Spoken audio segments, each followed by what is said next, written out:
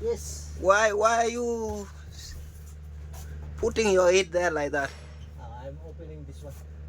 Ah, this kind of work is not good, eh? This work is not good, eh? Looking for money is not easy. Can you give me light? Light, yeah. I can. On this work, eh? Now you look like macaco. You look like.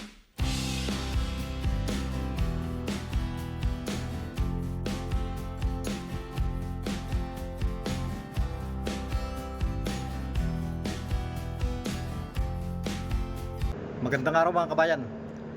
Itong coaster nga pala na to, ang unang-unang problema nito, yung belt maingay.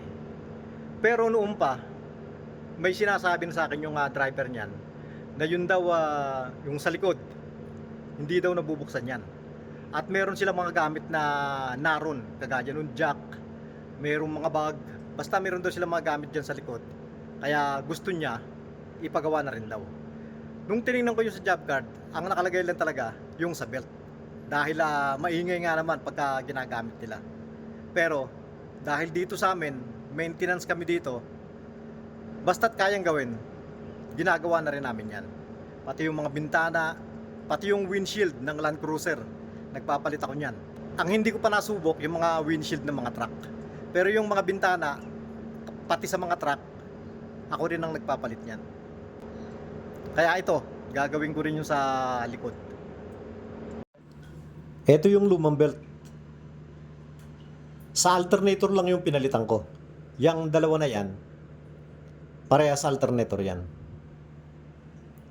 Yung sa AC compressor, maganda pa naman kaya hindi ko na pinalitan. Sa unang tingin, parang mahirap magpalit. Meron pa kasing cover dito yan. Kaya hindi tanaw yung mga belts. Pero pag tinanggal yung cover na yon, okay na naman. Medyo masikip pero madudukot na. Ito nga pala yung kailangan kong tanggalin para mabuksan ko yung sa likod. May mga tornilyo lang naman yan. Pati doon sa flooring, may tornilyo yan. Sobrang dumi pala oh. Malinisan muna bago ako gagawa dyan. Ang dumi.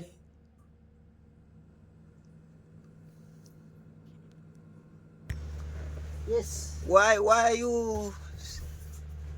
putting your head there like that? I'm opening this one. Ah, this kind of work is not good, eh? This work is not good, eh? Looking for money is not easy. Can you give me light? Light, yeah. I can. Now you look like macaco.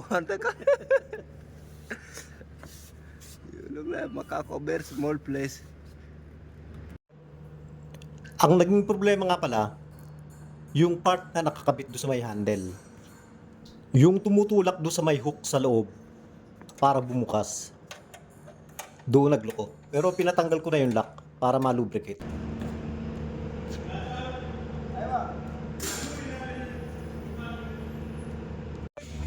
Okay na yan. Ibabalik ko na lang itong tinanggal ko dyan.